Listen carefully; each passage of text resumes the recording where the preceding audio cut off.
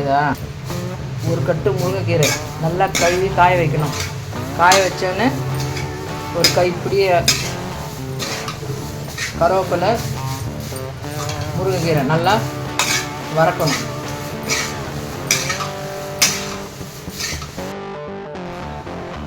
நல்லா கலகலன்னு சவுண்டு வரணும். சவுண்டு வந்தோடனே ஒரு பாத்திரத்தில் கொட்டிக்கணும்.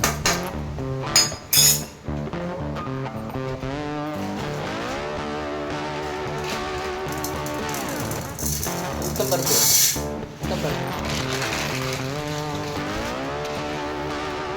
கடலைப்பருப்பு ஒரு கையளவு நல்லா பொன்னேரமாக வறுக்கணும். மிளகாய் இதோட மிளகாய் ஒரு 10 மிளகாய்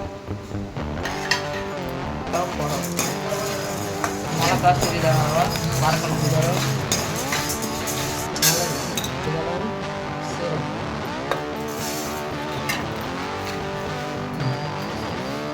ஒரு பிடி எள்ளு சிறிதளவு எள்ளு, சீரகம், மிளகு நல்லா பொரிக்கணும். எல்லாத்தையும் ஆற வச்சோடனே மிக்சியில் போட்டு 2 வாட்டியாக போட்டுக்கலாம். ஒரு பெரிய ஜாரில் இருந்தாலும் ஒரே வாட்டி போட்டுக்கலாம். அரைச்சோடனே அதுக்கப்புறம் தான் நீங்கள் உப்பு போடணும்.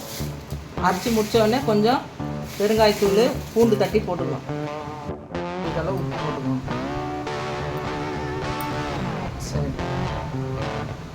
ஆறினோடனே மிக்சியில் போட்டு கொஞ்சம் குறப்பாக அரைச்சிக்கோங்க. தேவையான உப்பு போட்டுக்கோங்க. பெருங்காயத்தூள்,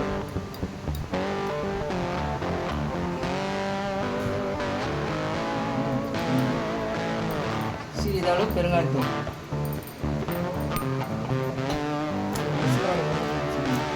ஒரு பூண்டு போட்டுக்கணும். ஒரு பூண்டு போட்டு 2 அரை அரைச்சி ஆஃப் பண்ணிவிடுங்க. கொஞ்சம் நேரம் ஆற வச்சு அதுக்கப்புறம் டப்பாவில் போட்டு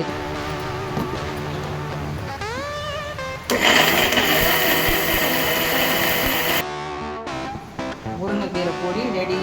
இட்லி தோசைக்கு வச்சுக்கலாம். நீங்கள் சாப்பாடுலையும் போட்டு நெய் ஊற்றி சாப்பிடலாம். சாப்பிட்டா உடம்புக்கு நல்லது.